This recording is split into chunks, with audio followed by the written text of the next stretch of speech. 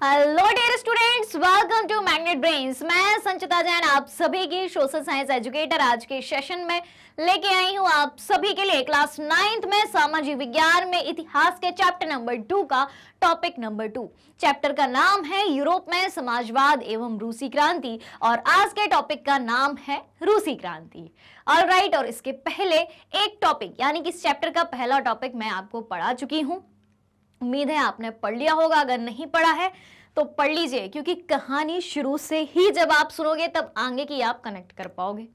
Alright, तो आज के सेशन को शुरू करने से पहले आप सभी से रिक्वेस्ट है कि जल्दी से जल्दी और ज्यादा से ज्यादा आज के सेशन को आप सभी लाइक कर दें, शेयर कर दें, साथ ही साथ चैनल को सब्सक्राइब भी कर दें, क्योंकि मैग्नेट ब्रेन्स प्रोवाइड कराता है आपको क्लास 6 से लेके क्लास 12 तक के सारे courses free of cost high quality education के साथ। हम आपके लिए कई सारे टॉप कोर्सेज हिंदी और इंग्लिश दोनों मीडियम में प्रोवाइड कराते हैं।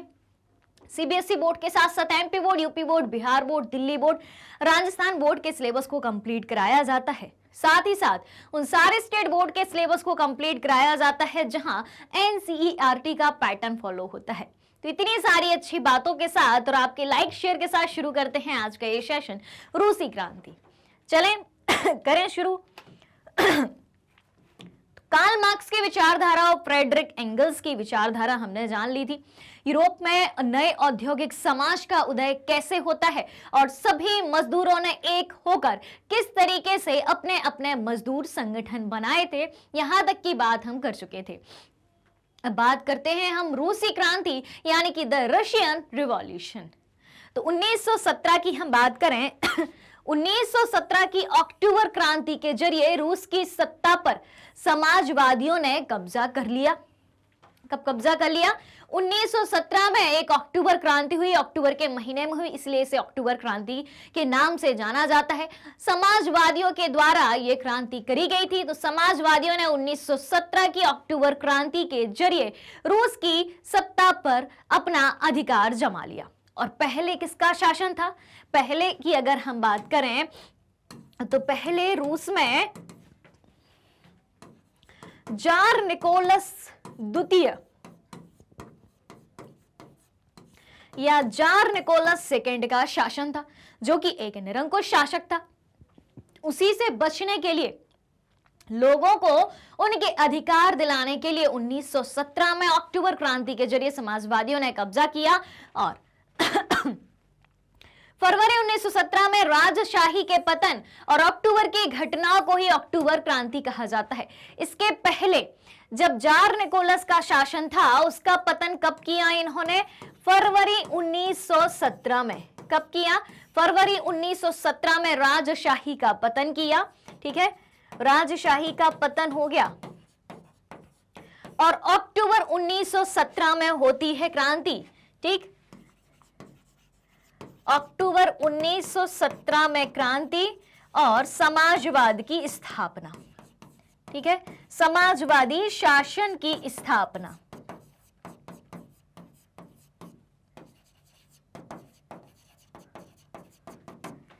क्लियर?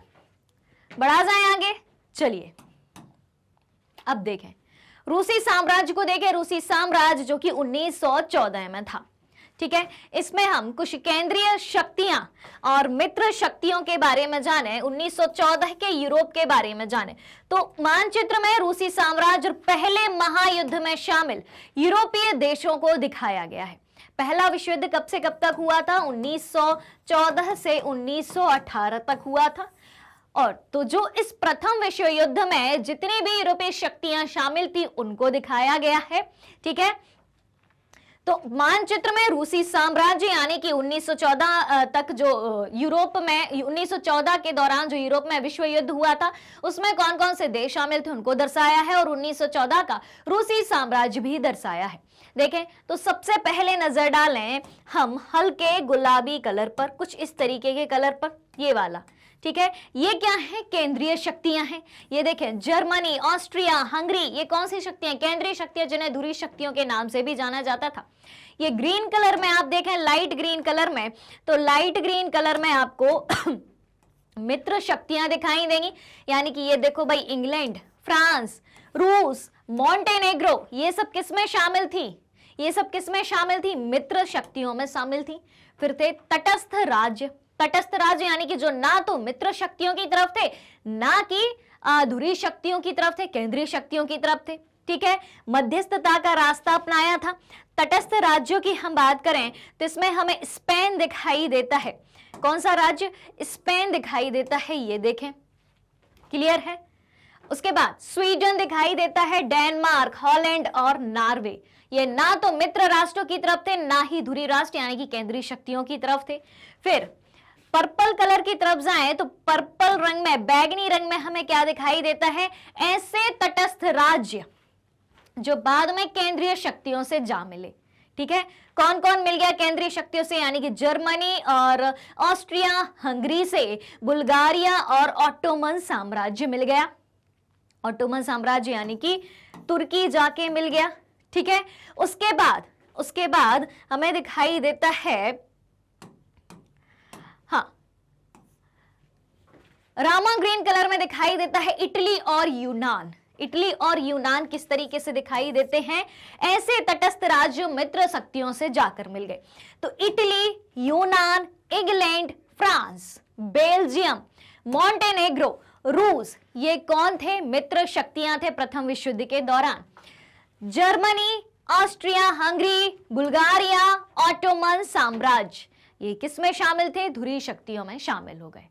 ऑलराइट, क्लियर हो गई बात?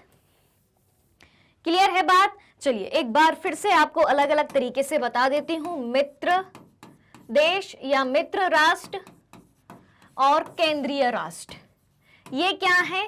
प्रथम विश्व युद्ध में यूरोपीय देश, प्रथम विश्व युद्ध में शामिल यूरोपीय देश, यानी कि प्रथम विश्व युद्ध में यूरोप दो भागों में बट गया था, मित्र राष्ट्र और केंद्रीय शक्तियां या केंद्रीय राष्ट्र। तो मित्र राष्ट्र में क्या दिखाई देता है भाई? ये देखो, इंग्लैंड है, उसके बाद बेल्जियम, फ्रांस, रूस, मॉन्टेनेग्रो और रोमानिया। एक मिनट, ऐसे राज्य जो केंद्रीय शक्तियों से जा मिले। ओके, रोमानिया, उसके बाद यूनान, इटली। क्लियर है बात? और ऐसे तटस्थ राज्य जो मित्र शक्तियों से जा मिले, सब अब है केंद्रीय राष्ट्रों की हम बात करें। ये ऐसे राष्ट्र हो गए जो मित्र शक्तियों में शामिल थे। अब देखिए केंद्रीय शक्तियों में कौन से शामिल थे? एक तो जर्मनी, ऑस्ट्रिया हंगरी तो थे ही, ऑस्ट्रिया हंगरी। उसके बाद था आपका जर्मनी, और उसके बाद हम बात करें तो हमें दिखाई देता है बुल्गारिया और ऑटोमन तुर्की। क्लियर हो गई बात? इस तरीके से यूरोप के देश दो खेमे में बट गए थे, मित्र राष्ट्र और धुरी राष्ट्र। कब बट गए थे? प्रथम विश्व युद्ध के दौरान। ठीक है, और ये रहा आपका रूस का साम्राज्य।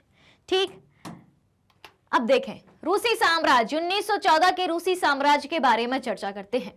तो देखें 1914 में रूस और उसके पूरे साम्राज्य पर जार निकोलस सेकेंड का शासन था।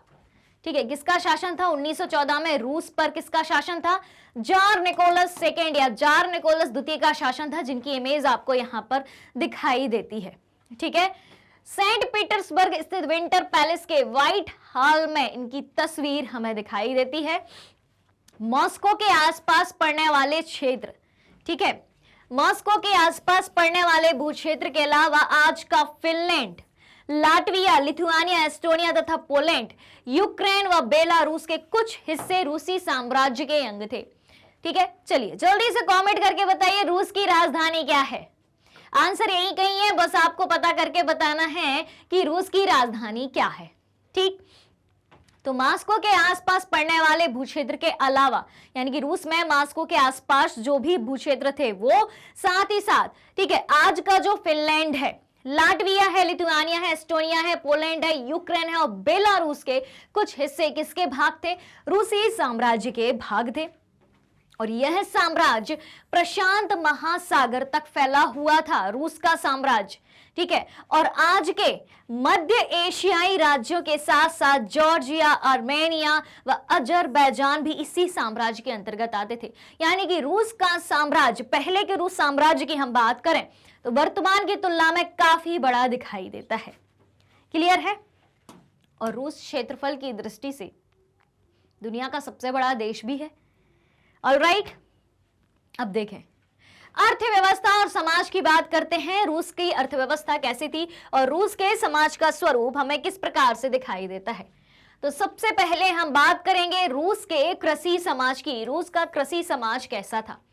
तो 20वीं सदी के शुरुआती दौर की बात करें, 20वीं सदी की शुरुआत में रूस की आबादी का एक बहुत बड़ा हिस्सा खेती बाड़ी से जुड़ा था। यानी कि 20वीं सदी के शुरुआती दौर में अधिकांश लोग रूस के खेती बाड़ी का काम किया करते थे, कृषि कार्य किया करते थे। रूसी साम्राज्य की लगभग 85% जनता, कितनी? 85% जनता आजीविका के लिए किस पर निर्भर थी? खेती पर ही निर्भर थी। ऑलराइट, तो रूस के किसान समय समय पर सारी जमीन को अपने कम्यून को सौंप देते थे। कम्यून यानी कि मीर, ठीक है, यानी कि उनका जो हेड हुआ करता था, और फिर कम्यून ही प्रत्येक हिसाब से किसानों को जमीन बांटता था। क्लियर हो रही है बात? शुरुआती तरीके से फिर से देखें, रूस में कृषि समाज की बात करें तो रूस में आबादी का एक बहुत बड़ा हिस्सा खेतीबाड़ी से जुड़ा था और रूस साम्राज्य की लगभग 85% जनता आजीविका के लिए यानी कि अपने जीवन यापन के लिए किस पर निर्भर थी? खेती पर ही निर्भर थी। यानी कि वहां की अर्थव्यवस्था का मुख्य आधार क्या था? कृषि ही था। और रूस के किसान क्या करते थे? समय समय पर सारी जमीन को अपने कम्यून यानी कि मीर को सौंप देते थे, अपने हेड को सौंप देते थे, और फिर वही उनका कम्यून यानी कि मीर या उनका हेड हर प्रत्येक हिसाब से किसानों को जमीन बांट देता था कि किसके हिस्से में कितनी जमीन जानी चाहिए। अब देखें, रूस अनाज का एक बड़ा निर्यातक भी था क्योंकि 85% जनसंख्या खेती पर निर्भर थी। रूस की आबादी का एक बहुत बड़ा हिस्सा कृषि कार्य किया करता था, तो दूसरी जगह निर्यात भी करता था अनाज रूस, यानी कि एक्सपोर्ट करता था। और रूसी साम्राज्य के किसान अपनी जरूरतों के साथ साथ बाजार के लिए भी पैदावार करते थे। क्या कही गई है रूस के बारे में बात कि रूसी साम्राज्य के किसान जो हैं अपनी जरूरतों के साथ साथ बाजार के लिए भी पैदावार करते थे कि खुद का तो पेट भरे, इतना अनाज उनके खेतों में उगे कि उनके जीवन यापन के लिए भी पर्याप्त रहे, साल भर उनके खाने के लिए भी रहे और वो अनाज का व्यापार भी कर पाए, बाजार में भी बेच पाए। ऑलराइट, तो ये थी रूस की कृषि व्यवस्था। अब देखेंगे रूसी क्रांति में उद्योग की शुरुआत। ठीक है, उद्योगों की क्या स्थिति थी रूस में? कृषि की स्थिति तो हमने जान ली, उद्योग बहुत ही कम थे। ठीक है, सेंट पीटर्सबर्ग और मॉस्को प्रमुख औद्योगिक इलाके थे रूस के। कौन कौन से? सेंट पीटर्सबर्ग और मॉस्को। बहुत सारे कारखाने 1890 के दशक में चालू हुए थे। कई सारे ऐसे कारखाने थे जो 1890 के दशक में कहां चालू हुए थे? रूस में चालू हुए थे, जब रूस के रेल नेटवर्क को फैलाया जा रहा था। क्योंकि कहीं भी अगर उद्योग धंधे कारखाने लगने हो तो वहां सबसे ज्यादा जरूरत होती है रेल नेटवर्क की। क्यों होती है? माल को इंपोर्ट एक्सपोर्ट करने के लिए होती है सबसे ज्यादा। ठीक, तो रूसी उद्योगों में विदेशी निवेश भी तेजी से बढ़ा, यानी कि फॉरेन इन्वेस्टमेंट भी बढ़ा। दूसरे देश भी रूस के उद्योगों में इन्वेस्टमेंट करने लगे। ठीक है, क्योंकि उद्योगों की संभावनाएं उस समय सेंट पीटर्सबर्ग और मॉस्को में यानी कि रूस के क्षेत्रों में, रूस के शहरों में दिखाई दे रही थी। इन कारकों के चलते ही कुछ ही सालों में रूस के कोयला उत्पादन में 2 गुना और स्टील उत्पादन में 4 गुना वृद्धि हुई। ठीक है, किसके चलते? औद्योगिकीकरण के चलते। अब देखो भाई, 2 चीजों की ही बात क्यों करी है यहां पर? एक तो कोयला की बात करी है और एक स्टील की बात करी है। तो कोयला और स्टील की ही बात क्यों करी है? क्योंकि कोयला और स्टील किसी भी उद्योग की जननी है। किसी भी उद्योग को शुरू करने से पहले आपको कोयला और स्टील की आवश्यकता तो होगी ही।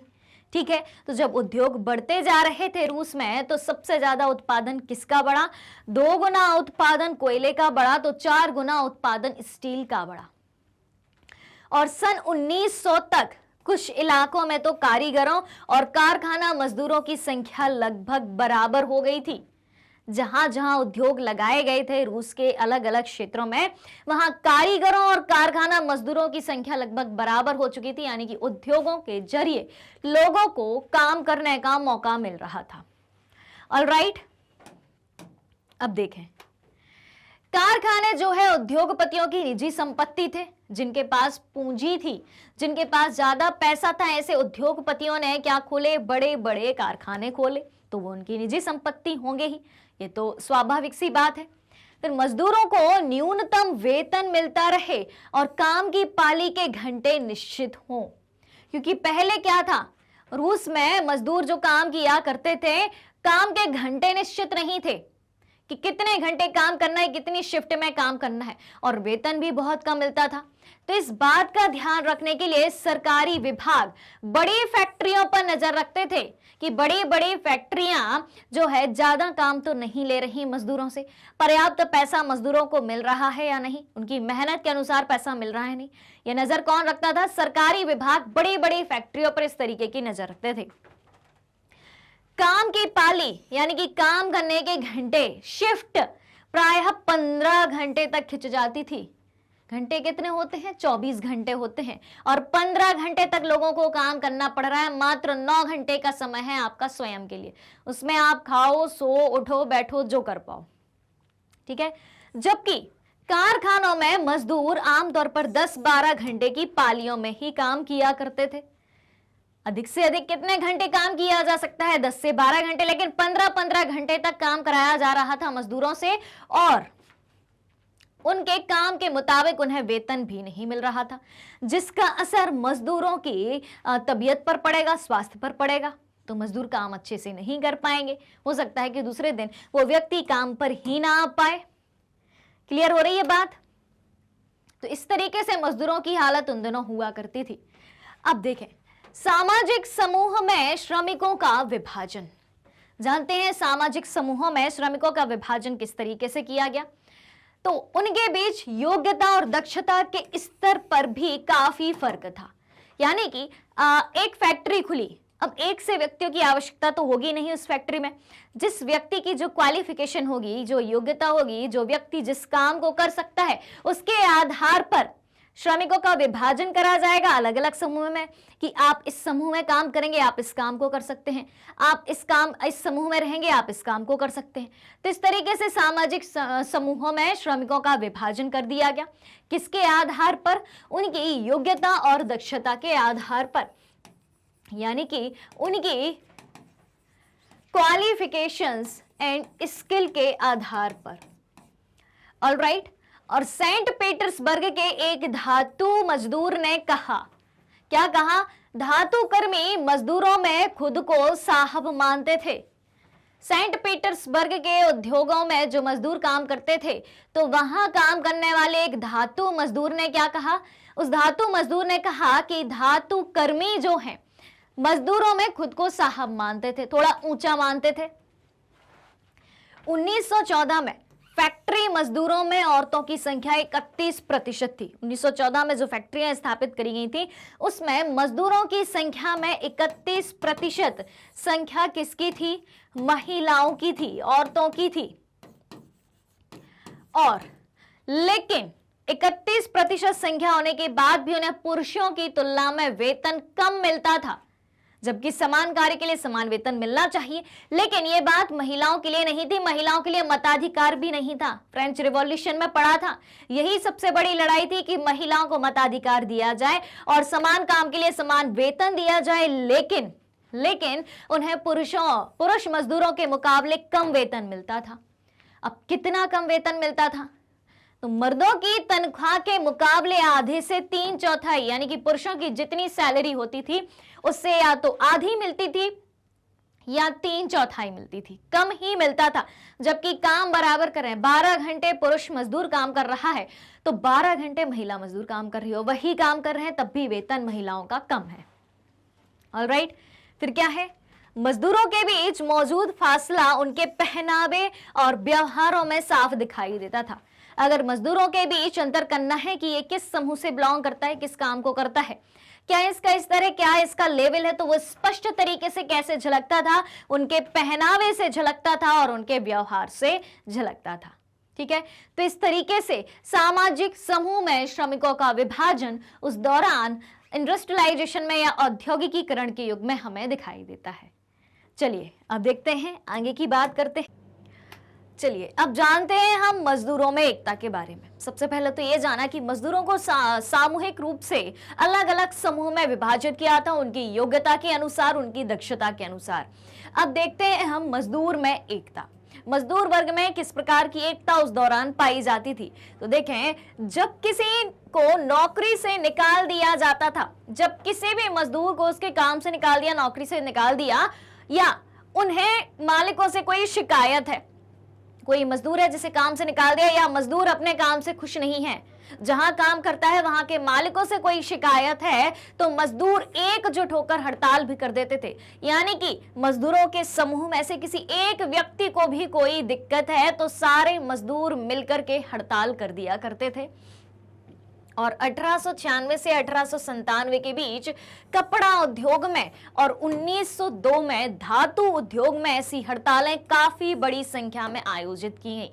कोई भी उद्योग हो, कोई भी इंडस्ट्री हो, जहां सामूहिक रूप से कई सारे मजदूर काम करते थे, किसी एक मजदूर को भी किसी भी प्रकार की दिक्कत होती थी, सारे मजदूर मिलकर के वहां पर हड़ताल कर देते थे, काम नहीं करते थे।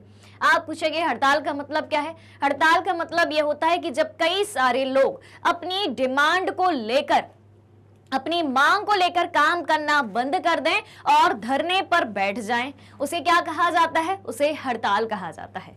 ऑलराइट, देखें अब रूस में समाजवाद। रूस में समाजवाद की बात जानते हैं। बात है 1914 से पहले की। ठीक है, तो 1914 से पहले जितनी भी पॉलिटिकल पार्टीज थी रूस में, जितनी भी राजनीतिक पार्टी थी, सभी गैर कानूनी थी। सभी गैर कानूनी थी, यानी किसी को भी कानूनी रूप से मान्यता प्राप्त नहीं थी। फिर देखो, जो व्यक्ति मार्क्स को फॉलो करते थे, किसको? कार्ल मार्क्स को। कार्ल मार्क्स एक बहुत बड़े समाजवादी थे, समाजवादी विचारक थे। तो कार्ल मार्क्स के विचारों को जितने भी मानने वाले लोग थे, जो उनके फॉलोवर्स थे, तो उन समाजवादियों ने 1898 में Russian social democratic workers party का गठन किया था। लेकिन ये गैर कानूनी थी, कानूनी रूप से इसे मान्यता प्राप्त नहीं थी। तो मार्क्स के विचारों को मानने वाले समाजवादियों ने 1898 में Russian social democratic workers party का गठन किया। और रूसी समाजवादियों को लगता था कि रूसी किसान जिस तरह समय समय पर जमीन बांटते हैं, उससे पता चलता है कि वह स्वाभाविक रूप से समाजवादी भावना वाले लोग हैं। समाजवाद क्या कहता है? संपत्ति में सभी का हिस्सा होना चाहिए, संपत्ति को समान रूप से वितरित किया जाना चाहिए। और रूस में किसान क्या करते थे? सब किसान मिलकर अपनी जमीन किसको सौंप देते थे? अपने कम्यून को, अपने हेड को सौंप देते थे, अपने मीर को, जिसे मीर या कम्यून कहा गया है। क्या कहा गया है? मीर या कम्यून। ठीक है, उसे सौंप देते थे। फिर जो मीर या कम्यून होता था, वो सभी किसानों में भूमि का बंटवारा कर देता था। अब अगर इस तरह की व्यवस्था वहां पर पाई जा रही है, तो ये कौन सी व्यवस्था है?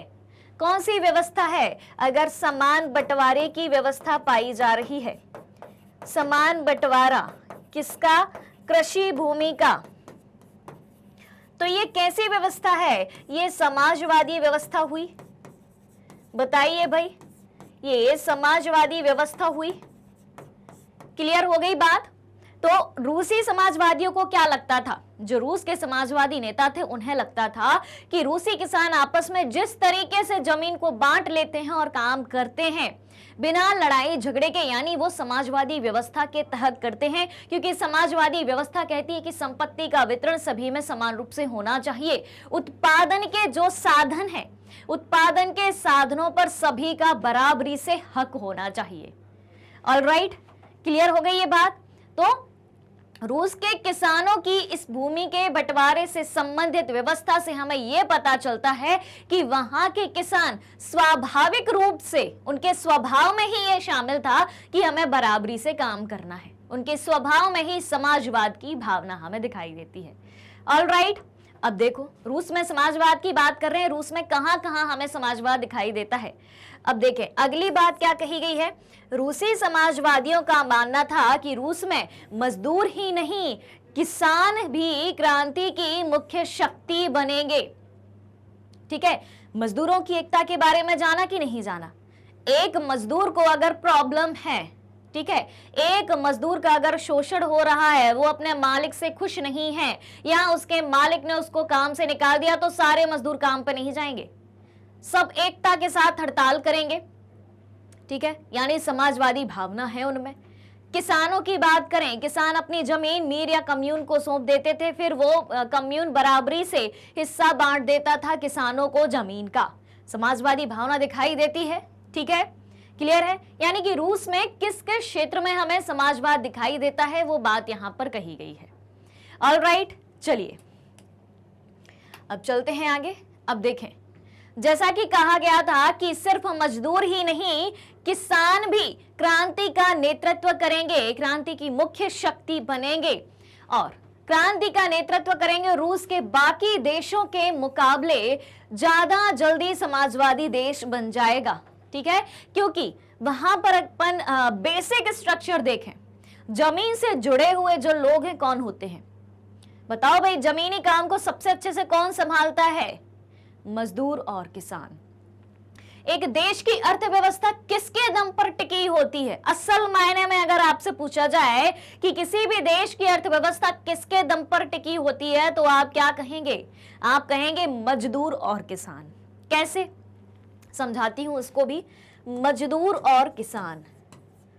मजदूर, बड़ी बड़ी बिल्डिंग्स किसने बनाई? आप जिस घर में रहते हैं किसने बनाई? अगर आपके पास दुकान है वो किसने बनाई? बड़ी बड़ी कंपनियों को किसने बनाया? बड़े बड़े ब्रिज को किसने बनाया? सड़कों को किसने बनाया? बताओ भाई। पानी के सोर्स को किसने बनाया? हर जगह मजदूर की भूमिका होती है। जिस दुनिया में आप रह रहे हो, ठीक है, उसको मजदूर ने ही बनाया है। क्लियर हो रही है बात? तो जो बेसिक इंफ्रास्ट्रक्चर आपके पास है, जो बुनियादी ढांचा आपके पास है, किसने बनाया? मजदूर ने बनाया। ठीक है, मजदूर ने आपको क्या दिया? बेसिक इंफ्रास्ट्रक्चर दिया है मजदूर ने। क्लियर हो रही है बात? उसके बाद बात करते हैं किसान की। किसान, खेती का काम कौन करता है? खेतों में अन्न कौन उगाता है? एक किसान ही उगाता है ना। समझ में आ रही है बात? किसान अनाज उगाना बंद कर दे, खेती बाड़ी बंद हो जाए, आप खाएंगे क्या? प्रोडक्ट कैसे बनेंगे? उद्योग धंधे कैसे चलेंगे? उद्योगों को कच्चा माल कहां से मिलेगा? रॉ मटेरियल कहां से मिलेगा? बताओ भाई। एक जीवन में, आपके जीवन जीने में सबसे बड़ी भूमिका किसकी दिखाई देती है? किसान की दिखाई देती है। तो मजदूर और किसान क्या हुए? इस दुनिया के कर्ता धर्ता हुए, एक तरीके से कहा जाए तो। ठीक है, तो अगर किसी भी देश की अर्थव्यवस्था की बात करें तो दो प्रमुख पेशेवर व्यक्तियों पर डिपेंड करती है, एक मजदूर और एक किसान। अब जब मजदूर और किसान, उस देश के मजदूर और किसान समाजवादी भावना को अपनाए हुए हैं, जिस तरीके से हमने देखा, अभी देखा था, तो अगर उस देश की क्रांति, उस देश में कोई क्रांति हो और उस देश की क्रांति का नेतृत्व मजदूर और किसान वर्ग करेगा, तो क्या होगा? वो देश मजबूत होगा कि नहीं? दूसरे देशों के मुकाबले जल्दी ज्यादा मजबूत होगा, जल्दी ज्यादा समाजवादी देश बन जाएगा। ऑलराइट, और सन 1900 में उन्होंने सोशलिस्ट रिवॉल्यूशनरी पार्टी यानी कि समाजवादी क्रांतिकारी पार्टी का गठन कर लिया। क्लियर हो गई बात? किस पार्टी का गठन हो गया? रूस में 1900 में सोशलिस्ट रिवॉल्यूशनरी पार्टी यानी कि समाजवादी क्रांतिकारी पार्टी का गठन हो गया। और इस पार्टी ने, सोशलिस्ट रिवॉल्यूशनरी पार्टी यानी कि समाजवादी क्रांतिकारी पार्टी ने किसानों के अधिकारों के लिए संघर्ष किया और मांग की कि सामंतों के कब्जे वाली जमीन फौरन किसानों को सौंप दी जाए। ठीक है, जो जमीन किसानों की, छोटे किसानों की, बड़े बड़े सामंती किसानों ने अपने कब्जे में करके रखी थी, लूट के रखी थी, उनको वापस दी जाए वो जमीन। ठीक है, और अब एंट्री होती है भैया यहाँ पर लेनिन की, बोल्शेविक पार्टी के नेता की। ठीक है, तो लेनिन का मानना था कि किसानों में एकजुटता नहीं है, वे बटे हुए हैं। क्लियर हो रही है बात? अभी भी लेनिन को लग रहा है कि किसानों में एकजुटता नहीं है, वे बटे हुए हैं। भले ये माना जा रहा था कि उस देश के किसान उस क्रांति का नेतृत्व करेंगे और बाकी देशों के मुकाबले रूस जल्दी समाजवादी देश बन जाएगा। 1900 में सोशलिस्ट रिवॉल्यूशनरी पार्टी की स्थापना भी करी गई। इस पार्टी ने किसानों के अधिकारों के लिए संघर्ष किया, लेकिन बोल्शेविक पार्टी के नेता लेनिन ने कहा कि अभी भी जितने किसान हैं वो एक नहीं है, किसानों की एकता होनी चाहिए। ठीक है, क्लियर हो रही है बात? अब देखो, कुछ किसान गरीब थे तो कुछ अमीर थे, क्योंकि बड़े बड़े जो सामंती किसान हैं उन्होंने छोटे किसानों की जमीन को लूट के रखा था, कब्जे में करके रखा था। तो मांग क्या हो रही थी कि भाई सामंती किसान जो है छोटे किसानों की जमीन को वापस लौटा दें। अब अगर अपन यहाँ पर किसान की कैटेगरी को देखें, किसान में भी अलग अलग कैटेगरी को देखें, तो भाई कुछ किसान अमीर हैं, कुछ गरीब हैं। अमीर किसानों ने गरीब किसानों को लूट रखा है, उनकी जमीन को कब्जे में करके रखा है। तो क्या यहाँ पर आपको किसानों में एकता दिखाई देती है? नहीं दिखाई देती है।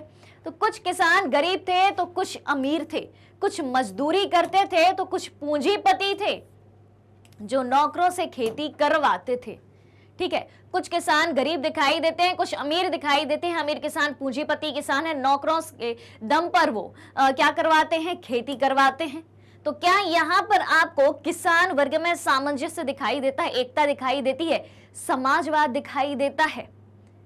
बताइए जरा, क्या सभी किसानों के पास संपत्ति का समान वितरण है? उत्पादन के साधनों पर सभी किसानों का समान अधिकार दिखाई देता है? नहीं दिखाई दे रहा अभी। तो ये जो आपसी विभेद किसानों के बीच ही चल रहे थे, तो इन आपसी विभेदों के चलते वे सभी समाजवादी आंदोलन का हिस्सा नहीं हो सकते थे।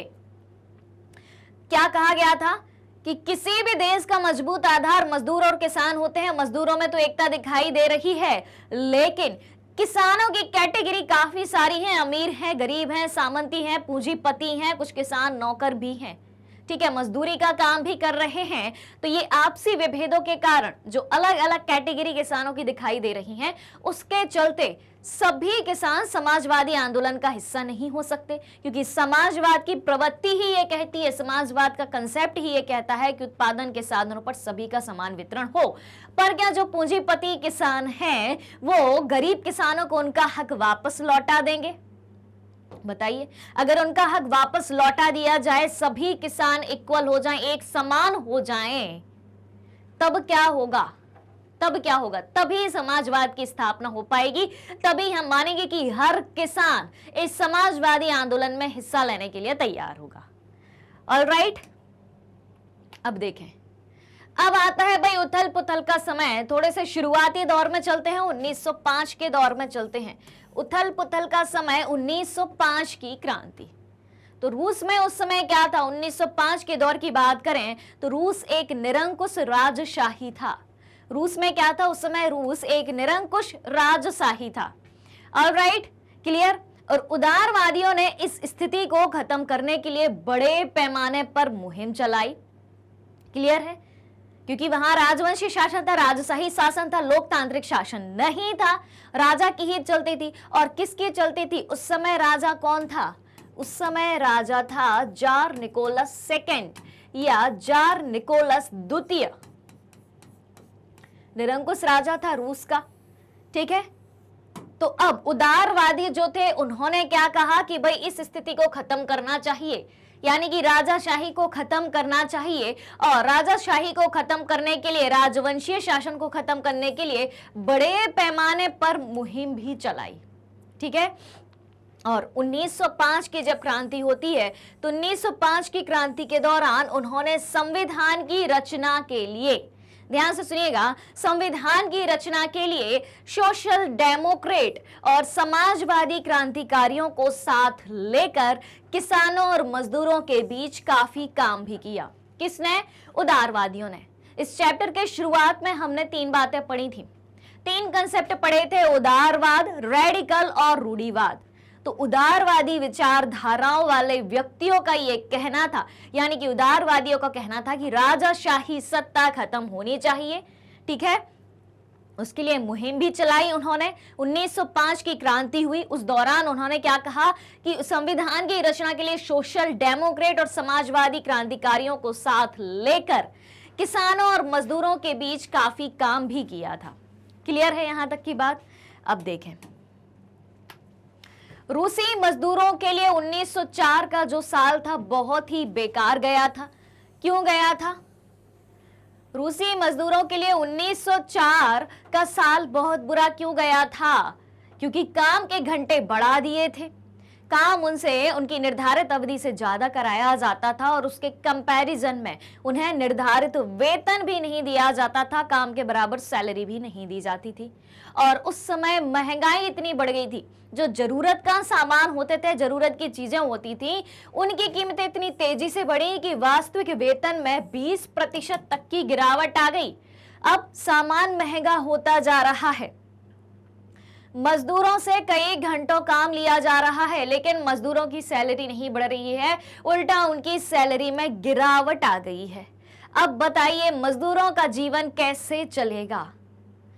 वो 1 किलो आटा भी खरीदने जाते हैं तो उनको वो दुगनी कीमत के साथ खरीदना पड़ रहा है, लेकिन उनकी जो सैलरी है वो कम हो चुकी है। अब बताओ, जबकि महंगाई बढ़ रही है तो सैलरी बढ़नी चाहिए कि सैलरी कम होनी चाहिए?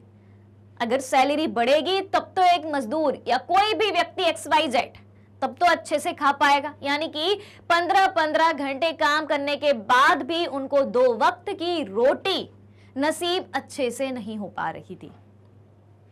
और उसी समय मजदूर संगठनों की सदस्यता में भी तेजी से वृद्धि हुई। उसी समय मजदूर संगठन बन रहे थे तो मजदूर परेशान थे, तो मजदूरों ने क्या किया? मजदूर संगठनों की सदस्यता ली और ज्यादा से ज्यादा मजदूर संगठनों में शामिल होने लगे। किस उम्मीद से शामिल होने लगे कि हो सकता है इन संगठनों की सदस्यता लेके मजदूरों में जो एकता आएगी, एक साथ क्रांति करेंगे तो उस क्रांति का कुछ सकारात्मक परिणाम, पॉजिटिव रिजल्ट भी हमें देखने को मिले। क्लियर? फिर देखें, जब 1904 में ही गठित की गई असेंबली ऑफ रशियन वर्कर्स के, ध्यान से सुनिएगा, असेंबली ऑफ रशियन वर्कर्स ये क्या है? एक मजदूर संगठन है या एक श्रमिक सभा है। श्रमिक यानी कि मजदूरों की सभा है। ठीक है, तो जब 1904 में ही गठित की गई असेंबली ऑफ रशियन वर्कर्स यानी कि रूसी श्रमिक सभा के 4 सदस्यों को पितिलोव आयरन वर्कर्स में, एक ये कंपनी का नाम है या एक कारखाना का नाम है जहां मजदूर काम करते थे, क्या नाम है? पितिलोव आयरन वर्कर्स में उनकी नौकरी से हटा दिया तो मजदूरों ने आंदोलन छेड़ने का ऐलान कर दिया कि अब हम आंदोलन चालू करेंगे। जिस कंपनी में हम इतने वर्षों काम किया, प्रोडक्शन किया, इतना उत्पादन किया, हमारे उत्पादन के दम पर ही पूंजीपति की संपत्ति और ज्यादा बढ़ी और हमें ही नौकरी से निकाला जा रहा है। अब क्या मजदूर शांत रहेंगे? नहीं रहेंगे। तो उन्होंने एक आंदोलन छेड़ दिया। ठीक है, क्योंकि असेंबली ऑफ रशियन वर्कर्स यानी कि रूसी श्रमिक सभा के जो सदस्य थे उनमें से 4 सदस्यों को पितिलोव आयरन वर्कर्स में नौकरी से हटा दिया था। तो सारे मजदूरों ने एक होकर आंदोलन छेड़ने का ऐलान कर दिया कि अब आंदोलन होगा। ठीक है, फिर अगले कुछ दिनों के भीतर ही सेंट पीटर्सबर्ग के 1,10,000 से ज्यादा मजदूर काम के घंटे घटाकर 8 घंटे किए जाने। अब देखो, मजदूर जो आंदोलन छेड़ रहे हैं उसमें अपनी क्या क्या मांग रख रहे हैं, क्या क्या मांग रख रहे हैं कि काम के घंटे जो हैं घटाकर 8 घंटे कर दिए जाएं। आज वर्तमान समय में भी हम देखें तो काम ज्यादा से ज्यादा कितने घंटे कराया जाता है? 8 घंटे। वही डिमांड उस समय के मजदूरों की थी जो उनसे 12 से 15 घंटे तक काम कराया जा रहा था और पैसा नहीं दे रहे थे उतना। मजदूर ने हड़ताल करी कि भाई 8 घंटे हम काम करेंगे, ठीक है, वेतन में हमें वृद्धि चाहिए, वेतन में हमें वृद्धि चाहिए और कार्य स्थितियों में सुधार की मांग करते हुए हड़ताल पर चले गए। कार्य स्थितियों में सुधार से क्या मतलब है कि जहां हम काम करते हैं वहां पर हमें बेसिक सुविधाएं दी जाएं। जैसे कि कोई मजदूर घायल हो जाता है तो उसके लिए फर्स्ट एड की जो है व्यवस्था करी जाए। ठीक है, किसी मजदूर को अगर मजबूरीवश किसी समस्या का सामना करना पड़ता है तो सभी एक दूसरे की मदद करें। क्लियर हो रही है बात? एक अच्छा वातावरण उन्हें काम करने का दिया जाए ताकि वो उस वातावरण में अनुकूल होकर अच्छा काम कर सके। ठीक है, तो काम के घंटे 8 घंटे की डिमांड करी, वेतन में वृद्धि की मांग करी और कार्य स्थिति में सुधार की मांग करी। क्या मांग करी? कार्य स्थिति में सुधार की मांग भी उन्होंने करी। ऑलराइट, और ये मांगे करते हुए उन्होंने क्या कर दी? हड़ताल कर दी। और इसी दौरान एंट्री होती है पादरी गैपोन की। ठीक है, तो पादरी गैपोन के नेतृत्व में यानी कि उनके लीडरशिप में मजदूरों का एक जुलूस कहां पहुंचा? Winter palace. विंटर पैलेस कौन सी जगह है? जहां जार निकोलस रहता था। ठीक है, जार का महल। तो पादरी गैपोन के नेतृत्व में मजदूरों का एक जुलूस कहां पहुंचा? विंटर पैलेस पहुंचा, जार के महल के सामने पहुंचा। तो पुलिस और कोसैक्स ने मजदूरों पर हमला बोल दिया। ठीक है, और इस घटना में जब पुलिस ने उन मजदूरों पर हमला बोला तो 100 से ज्यादा मजदूर मारे गए और लगभग 300 मजदूर घायल हुए। उस दौरान 1905 की क्रांति के दौरान जो मजदूरों की स्थिति थी उसके बारे में आपको बताया जा रहा है कि मजदूरों से काम के घंटे निर्धारित नहीं थे, कितने भी घंटे काम कराया जा रहा था, उनको पर्याप्त सैलरी नहीं मिल रही थी, महंगाई बढ़ गई थी। ठीक है, और महंगाई के कंपैरिजन में 20% तक उनके वेतन में कमी हो गई थी। अब मजदूर हड़ताल पर निकलेंगे कि नहीं निकलेंगे? और जो पार्टी बनाई गई थी मजदूरों के द्वारा उसके 4 सदस्यों को एक कंपनी से काम से निकाल दिया गया था। मजदूर ने हड़ताल शुरू करी। मजदूरों ने कहा कि काम के घंटे 8 कर दिए जाएं, कार्य स्थिति में सुधार किया जाए, वेतन में वृद्धि कर दी जाए। बहुत सारे मजदूर मिलकर के पादरी गैपोन के नेतृत्व में विंटर पैलेस, जार के महल के सामने पहुंचे। मजदूरों पर पुलिस ने हमला कर दिया और 100 से ज्यादा मजदूर उसमें मारे गए और लगभग 300 मजदूर घायल हुए। ठीक है, और इतिहास में इस घटना को खूनी रविवार के नाम से याद किया जाता है। भाई अक्सर सवाल पूछा जाता है कि आखिर ये खूनी रविवार क्या होता है? खूनी रविवार क्या होता है? ठीक है, तो रविवार का वो दिन था जब मजदूरों ने पादरी गैपोन के नेतृत्व में विंटर पैलेस यानी कि जार के महल के सामने हड़ताल कर दी थी। पुलिस ने हमला बोला, 100 मजदूरों की मृत्यु हुई, 300 मजदूर घायल हुए। रविवार का दिन था इसलिए उस दिन को खूनी रविवार के नाम से याद किया जाता है। ऑलराइट, क्लियर यहां तक की बात? चलो अब क्या है? 1905 की क्रांति की शुरुआत इसी खूनी रविवार की घटना से ही हुई थी जब 100 मजदूरों की मृत्यु हो गई, 300 मजदूर घायल हो गए और फिर पूरे देश में, पूरे रूस में हड़तालें होने लगी। जगह जगह मजदूर हड़ताल करने लगे और जब नागरिक स्वतंत्रता के अभाव का विरोध करते हुए विद्यार्थी अपनी कक्षा का बहिष्कार करने लगे तो विश्वविद्यालय भी बंद कर दिए गए क्योंकि नागरिकों को स्वतंत्रता नहीं थी। नागरिक स्वतंत्रता के अभाव में विद्यार्थियों ने क्या किया? अपनी कक्षाओं का बहिष्कार करने लगे।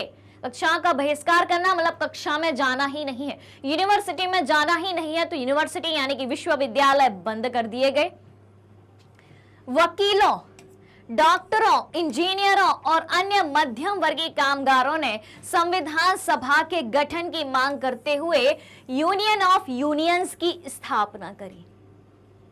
ठीक है, क्रांति शुरू हो चुकी है खूनी रविवार की घटना से। मजदूरों ने क्रांति शुरू करी थी, मजदूरों की हत्या कर दी गई। अब वहां से देखो कौन कौन सा ग्रुप सामने आता है, कौन कौन सा दल और कौन कौन सा वर्ग सामने आता है क्रांति में। ठीक है, पूरे देश में मजदूरों के साथ अन्य व्यक्ति भी हड़ताल करने लगे, विद्यार्थी भी हड़ताल करने लगे थे, क्योंकि उनको स्वतंत्रता नहीं मिल रही थी, नागरिक स्वतंत्रता का अभाव था, कमी थी। ठीक है, तो विद्यार्थियों ने कक्षाओं में जाना बंद कर दिया, विश्वविद्यालय बंद हो गए। जो कैटेगरी मध्यम वर्ग में आती थी, जैसे कि वकील, डॉक्टर, इंजीनियर, इनने क्या किया, इनने बोला कि अब संविधान सभा बननी चाहिए, संविधान का गठन होना चाहिए, और संविधान के गठन की मांग करते हुए यूनियन ऑफ यूनियंस की इन्होंने स्थापना कर दी। ऑलराइट, चलिए, तो यूनियन ऑफ यूनियंस की स्थापना किसने करी, बताओ भाई। यूनियन ऑफ यूनियंस की स्थापना किसने करी, मध्यम वर्गीय कामगारों ने।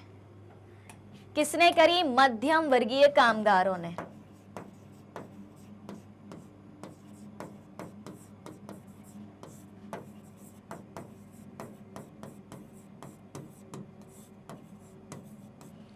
ऑलराइट, क्लियर, याद रहेगी यहां तक की कहानी।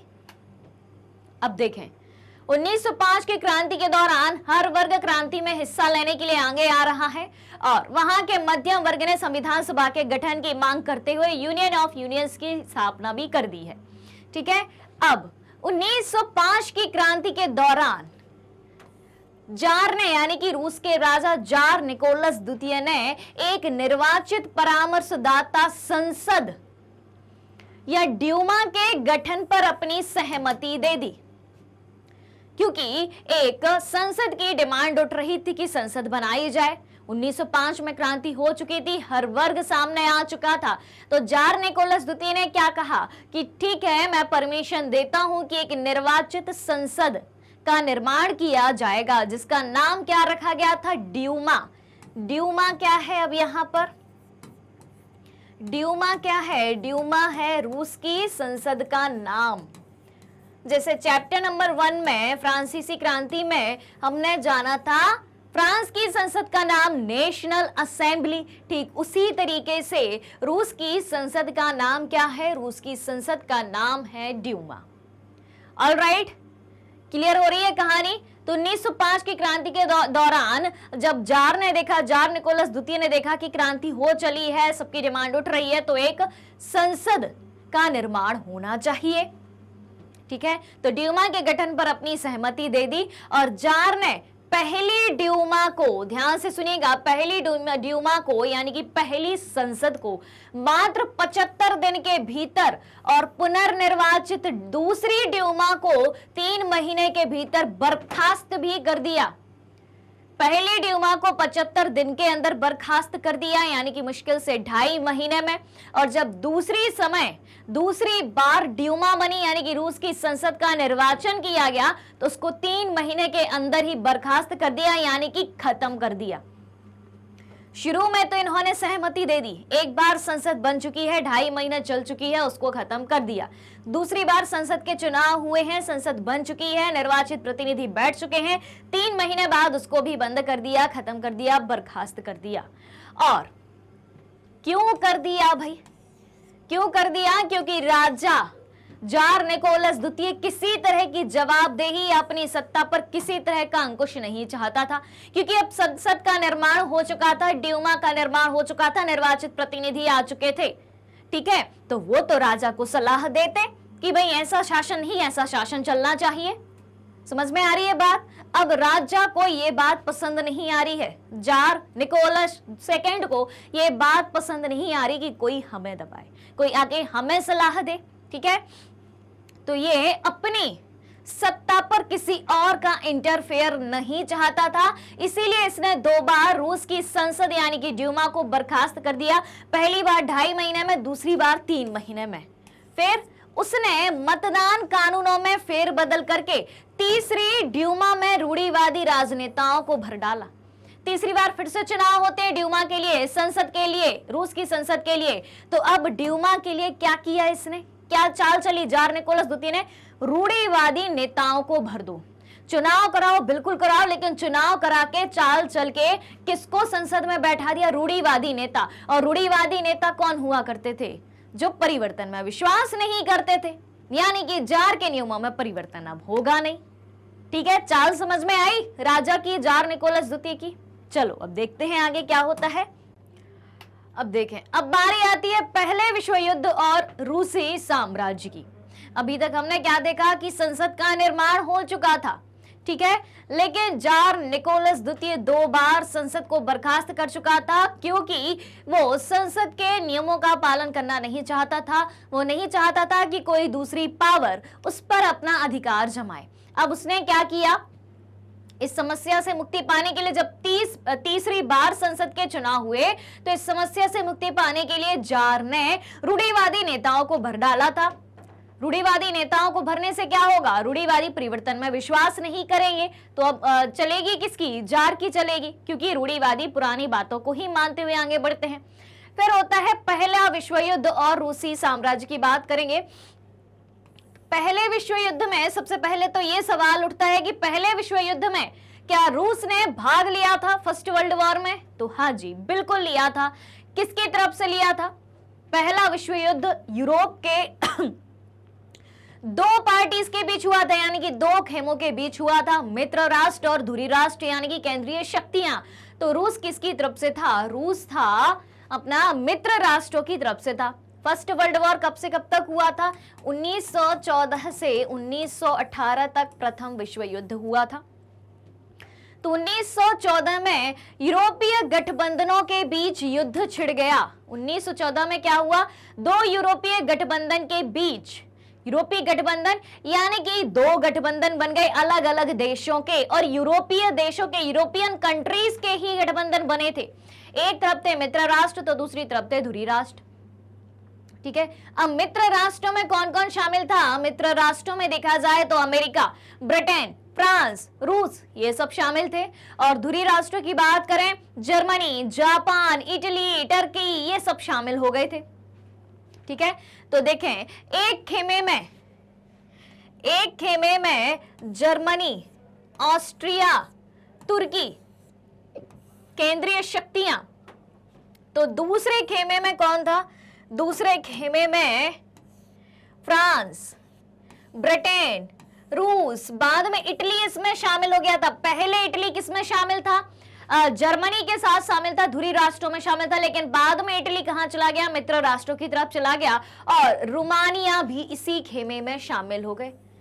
तो यूरोप के दो गठबंधनों के बीच क्या हुआ था? प्रथम विश्व युद्ध हुआ था। और यूरोप के साथ साथ यह युद्ध यूरोप के बाहर भी फैल गया था। इसी युद्ध को पहला विश्व युद्ध कहा जाता है। यूरोप के साथ साथ यह युद्ध कहां फैल गया? यूरोप के बाहर भी फैल गया, और इसी युद्ध को पहला विश्व युद्ध यानी कि फर्स्ट वर्ल्ड वॉर भी कहा जाता है। ऑलराइट, तो इस युद्ध को शुरू में रूसियों का काफी समर्थन मिला, जनता ने जार का साथ दिया, ठीक है। शुरुआती दौर में यानी कि जब 1914 से फर्स्ट वर्ल्ड वॉर चालू होता है, रूस इसमें शामिल होता है। रूस ने प्रथम विश्व युद्ध में सब मित्र राष्ट्रों का साथ दिया, जनता ने भी साथ दिया, ठीक है। लेकिन बाद में जैसे जैसे 1917 का दौर आया, क्योंकि युद्ध चला था 18 तक, 1918 तक, 1917 का दौर आया तो रूस पीछे हटने लगा, क्योंकि लाखों की संख्या में उनके सैनिक मारे गए थे, ठीक है। अब उनके पास कुछ भी नहीं बचा था, और रूस को नहीं पता था कि यह युद्ध इतना लंबा चल जाएगा। तो जैसे जैसे युद्ध लंबा खिंचता गया, जार ने ड्यूमा में मौजूद पार्टियों से सलाह लेना छोड़ दिया, ठीक है। क्यों छोड़ दिया? क्योंकि अब युद्ध चलता ही जा रहा है, ना किसी की जीत हो रही है ना किसी की हार हो रही है, एकदम रबर के जैसे युद्ध खिंचता ही चला जा रहा है। रूस की हर तरीके से जन और धन यानी कि लाखों लोगों की मृत्यु हो गई है, रूस की सेना बर्बाद हो चुकी है, रूस का पैसा भी खत्म होने को है। तो जार ने क्या किया? जो उसके शासन काल में मौजूदा मुख्य पार्टियां थी, ड्यूमा की जो पार्टियां थी संसद की, उनसे सलाह लेना छोड़ दिया, और उसके प्रति जन समर्थन कम होने लगा। किसके प्रति? रूस के जार के प्रति। शुरुआती दौर में तो युद्ध चल रहा था, ठीक है, रूस मित्र राष्ट्रों का साथ दे रहा था, रूस की जनता जार का साथ दे रही थी, लेकिन जनता ने अब जो है समर्थन देना बंद कर दिया। जर्मन विरोधी भावनाएं दिनों दिन बलवती होने लगी, ठीक है, क्योंकि प्रथम विश्व युद्ध चालू किसने किया था? जर्मनी का विरोध क्यों किया जा रहा था? क्योंकि फर्स्ट वर्ल्ड वॉर को स्टार्ट करने का काम किसने किया था? किसने किया था? कोई बता सकता है? प्रथम विश्व युद्ध को शुरू करने का काम किया था भाई साहब जर्मनी ने। ठीक है, जर्मनी ने किया था। तो जर्मनी को दोष दिया जाने लगा था कि भाई आपने युद्ध चालू किया था और युद्ध रुकने का नाम ही नहीं ले रहा है। ठीक है, तो जर्मन विरोधी भावनाएं दिनों दिन बलवती होने लगी। सभी जो है जर्मनी से नफरत करने लगे, जर्मनी का विरोध करने लगे और जर्मन विरोधी भावनाओं के कारण ही लोगों ने सेंट पीटर्सबर्ग का नाम बदलकर पेट्रोग्राद रख दिया, क्योंकि सेंट पीटर्सबर्ग जर्मन नाम था। अब जर्मन का सब विरोध करने लगे थे। ठीक है, और जर्मन का विरोध करने लगे थे तो विरोधी भावनाओं के फलस्वरूप ही जो रूस का एक प्रमुख औद्योगिक केंद्र है सेंट पीटर्सबर्ग, उसका नाम क्या बदल दिया? उसका नाम बदल दिया पेट्रोग्राद। क्या नाम रख दिया? पेट्रोग्राद। क्यों? क्योंकि सेंट पीटर्सबर्ग एक जर्मन नाम है। सेंट पीटर्सबर्ग कैसा नाम है? जर्मन नाम है। ठीक है, तो उसका नाम बदल के रख दिया पेट्रोग्राद। क्लियर हो रही है बात? फिर देखो 1914 से 1916 के बीच की हम बात करें तो 1914 से 1916 के बीच जर्मनी और ऑस्ट्रिया में रूसी सेनाओं को भारी पराजय झेलनी पड़ी। 1914 से 1916 के बीच की बात करें तो जर्मनी और ऑस्ट्रिया में रूस की सेनाओं को भारी पराजय झेलनी पड़ी। यानी कि जर्मनी और ऑस्ट्रिया जो धुरी राष्ट्रों की तरफ से थे, केंद्रीय शक्तियां थे, वो किसको हराने लगे? रूस की सेना को हराने लगे। 1914 से लेकर 1916 तक लगातार रूस जर्मनी और ऑस्ट्रिया से हार रहा है। क्लियर हो रही है बात? अब देखें 1917 तक रूस के 70 लाख लोग मारे गए थे। कितने? 1 करोड़ में 30 लाख कम, 70 लाख लोग मारे गए थे 1917 तक।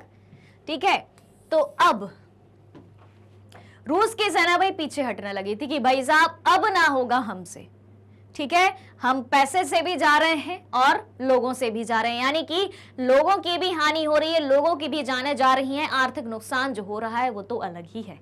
ठीक है, तो पीछे हटती रूसी सेनाओं ने रास्ते में पड़ने वाली फसलों और इमारतों को भी नष्ट कर दिया। रूस की सेना जैसे जैसे पीछे आती जा रही है, जर्मनी और ऑस्ट्रिया से भागती हुई नजर आ रही है, पीछे आती जा रही है, तो रास्ते में जितनी भी इमारतें उन्हें दिखती हैं उनको नष्ट कर देती है रूस की सेना और फसलों को नष्ट कर देती है, ताकि दुश्मन की सेना वहां टिक ही ना सके।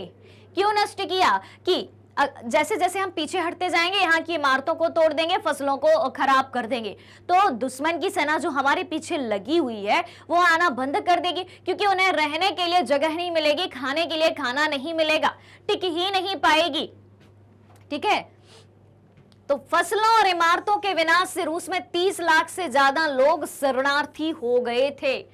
ठीक है, रास्ते में जितने भी फसलें इमारतें आती जा रही थी, रूस के सैनिक उसे नष्ट करते जा रहे थे, जिससे रूस में 30 लाख से ज्यादा लोगों ने शरण ली थी। क्योंकि जिनकी इमारतें नष्ट करी थी और जिनकी फसलें नष्ट करी थी वो कहां जाते? रहने और खाने के लिए। और किसने नष्ट किए थे?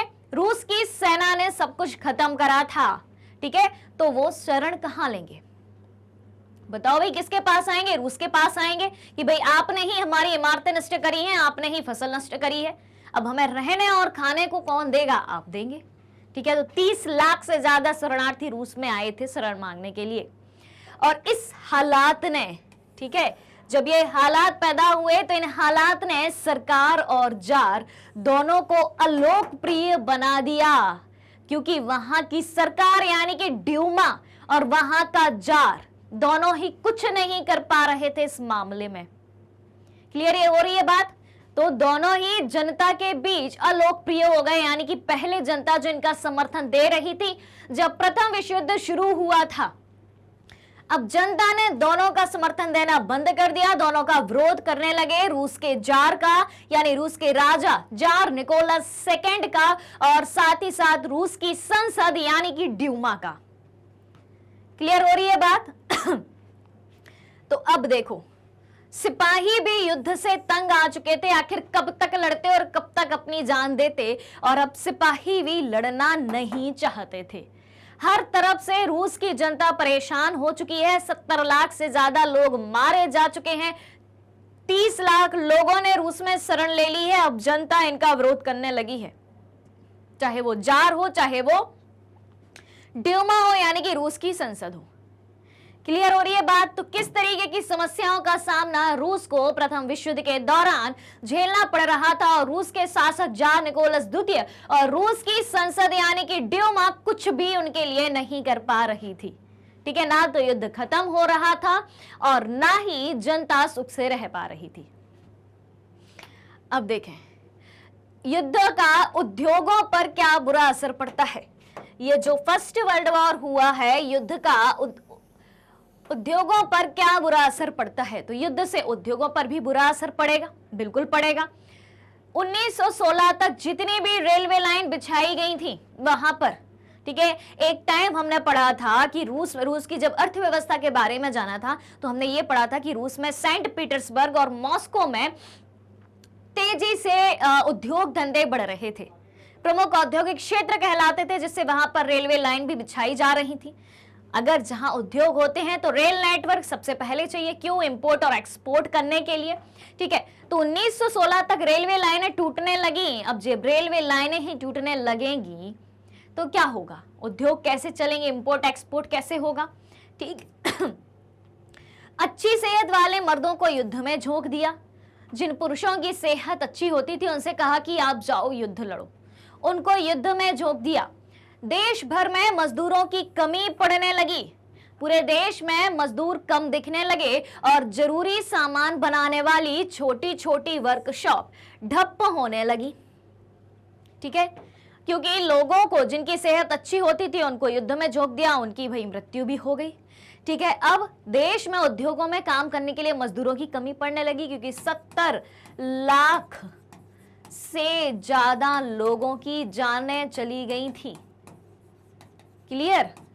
अब लोग बचेंगे कहां काम करने के लिए? ठीक है, मजदूरों की कमी पड़ने लगी और जरूरी सामान बनाने वाली छोटी छोटी वर्कशॉप भी ठप्प होने लगी, यानी कि बंद होने लगी। और ज्यादातर अनाज किसको जाने लगा? सैनिकों का पेट भरने के लिए मोर्चे पर भेजा जाने लगा। ठीक है, अब ना यहाँ पर उद्योग धंधे हैं, ना लोगों के पास खाने को है, ना उद्योगों में काम करने के लिए मजदूर हैं। यानी कि रूस की हालत एकदम खस्ता हो चुकी है। किसके कारण? प्रथम विश्व युद्ध के कारण। अब देखें, शहरों में रहने वालों के लिए रोटी और आटे की किल्लत पैदा हो गई। जो शहरों में लोग रहते थे उनको ना आटा मिल पा रहा है, आटा नहीं मिल रहा तो भाई रोटी भी नहीं मिल रही है। और 1916 की सर्दियों में रोटी की दुकानों पर अक्सर दंगे होने लगे। जहां पर रोटी मिला करती थी वहां के लोग क्या खाते थे? मुख्यतः पाव रोटी खाते थे। ठीक है, तो पाव रोटी की दुकानों पर 1916 की सर्दियों में दंगे होने लगे, क्योंकि लोगों को आसानी से वो चीज मिल ही नहीं पा रही थी। रेल नेटवर्क बंद कर दिया, ठीक है, फसलें चौपट कर दी, इमारतें नष्ट कर दी, लोगों की डेथ हो गई, उद्योगों में काम करने के लिए मजदूर बचे ही नहीं हैं। कहां से प्रोडक्शन होगा? कहां से लोगों के पास पैसा आएगा? कहां से लोगों के पास खाना आएगा? कहां से लोगों के पास रोटी आएगी?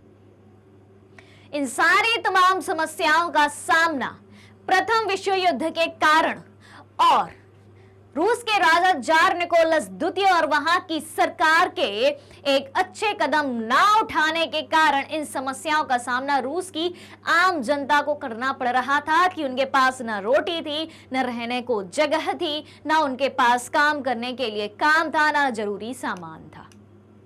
ऑलराइट, क्लियर हो गई कहानी कि किस तरीके से रूसी क्रांति जो है, रूसी क्रांति का स्वरूप हमें उमड़ता हुआ दिखाई दे रहा है। ऐसी कौन कौन सी समस्याएं थी रूस की जनता के सामने जिसके कारण रूस में एक क्रांति का उदय होता है। क्लियर है यहां तक की कहानी? यहां तक कोई सवाल है, कोई डाउट है, कोई क्वेश्चन है तो जल्दी बताएं भाई कमेंट बॉक्स में, तेजी से आपका आंसर आ जाना चाहिए। ऑलराइट, चलें आगे। चलो भाई तो आज का ये सेशन यहीं पर खत्म होता है। 2 टॉपिक हमने कवर कर लिए हैं चैप्टर नंबर 2 के। तीसरे टॉपिक का वीडियो आपको बहुत ही जल्द मिल जाएगा। उसके लिए आप सभी नोटिफिकेशन के बेल आइकन को प्रेस कर दें ताकि जैसे ही नया वीडियो अपलोड होता है आपको तुरंत मिल जाए। ऑलराइट, और अगर आप हमारे डेली के लाइव सेशन और रिकॉर्डेड सेशन से जुड़ना चाहते हैं, सारी चीजें उपलब्ध है मैग्नेट ब्रेन्स के यूट्यूब चैनल, वेबसाइट और एप्लीकेशन पर। मैग्नेट ब्रेन्स इंडिया का number 1 100% free online education platform है। इसके अलावा अगर आप ई बुक्स और ई नोट्स भी चाहते हैं, उसकी लिंक भी वीडियो के डिस्क्रिप्शन बॉक्स में दी गई है, वहां से आप अवेल कर सकते हैं। हमारे पास आपके लिए कई सारे टॉप कोर्सेज हिंदी और इंग्लिश दोनों मीडियम में अवेलेबल हैं। सीबीएसई के साथ साथ Delhi board, Bihar board, UP board, MP board, Rajasthan board के सिलेबस को कवर कराया जाता है। साथ ही साथ उन सारे स्टेट बोर्ड के सिलेबस को कवर कराया जाता है जहां एनसीईआरटी का पैटर्न फॉलो होता है, क्योंकि हम पढ़ाते हैं आपको एनसीईआरटी से। कई सारे स्पेशल कोर्सेज भी हैं हमारे पास, जैसे कि वैदिक maths crash course, spoken English, और इतने सारे कोर्सेज एक ही सिंगल प्लेटफॉर्म पर हाई क्वालिटी एजुकेशन के साथ, फुल्ली ऑर्गेनाइज कंप्लीट कोर्स के साथ एकदम फ्री में आपको अवेलेबल कराए जा रहे हैं। मैग्नेट ब्रेन्स यूट्यूब के अलावा अदर सोशल मीडिया प्लेटफॉर्म जैसे कि Facebook, Instagram, Twitter, Telegram, WhatsApp पर भी उपलब्ध है। आप हमें वहां भी फॉलो कर सकते हैं, वहां से भी सारी जानकारी प्राप्त कर सकते हैं।